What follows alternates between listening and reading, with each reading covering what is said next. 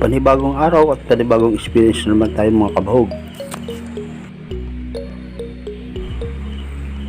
Bali ngayong araw naghiwa na tayo ng mga parte ng manok para magluto ng sinampalukang manok.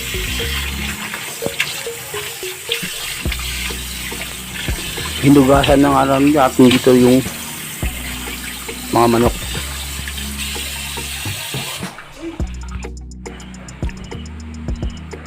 Pagkatapos nga natin hugasan yung manok, prepare na natin yung sibuyas, bawang at saka yung luya.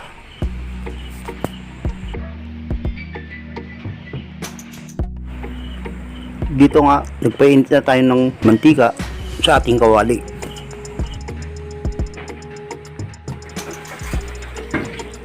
At nung mainit na yung mantika, nilagay na natin yung luya. Tapos sinunod na rin natin yung bawang. Pagkatapos nga natin ilagay yung bawang, sinunod na rin natin yung sibuyas. Hinahalo-halo lang natin ito hanggang sa nasangkot ka na natin yung bawang, sibuyas at luya. At pagkatapos natin masangkot siya, nilagay na natin yung karne ng manok.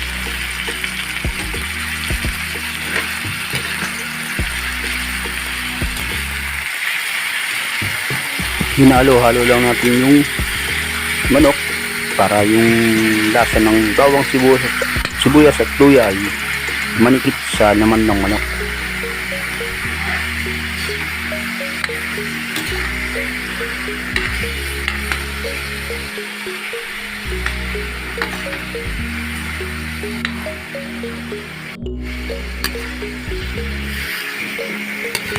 Dito nga ay hinalo-halo lang natin para mas lalong masangkot siya yung laman ng manok.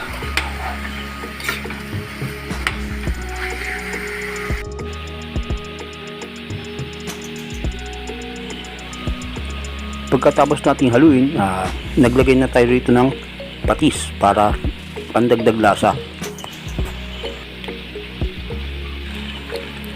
Naglagay rin na rin tayo rito ng paminta.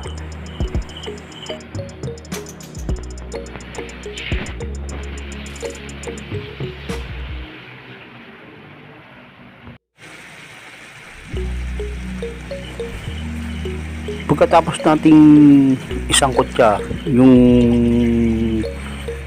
laman ng manok, nagdagdag na tayo dito ng tubig. Bali nagdagay rin tayo dito ng chicken cubes. Tapos sinunod natin yung bunga ng sampalok.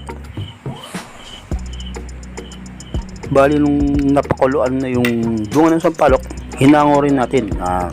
Tapos piniga natin para yung katas lang ng mismong asim ng sampalok yung makuha natin.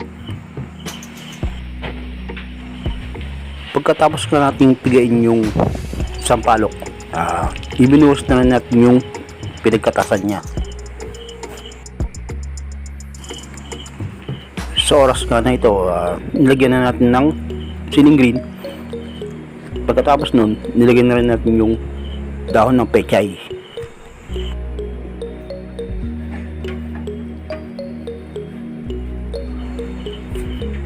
At pagkatapos nga ng ilang minuto, luto na rin ang ating sinampalukang manok.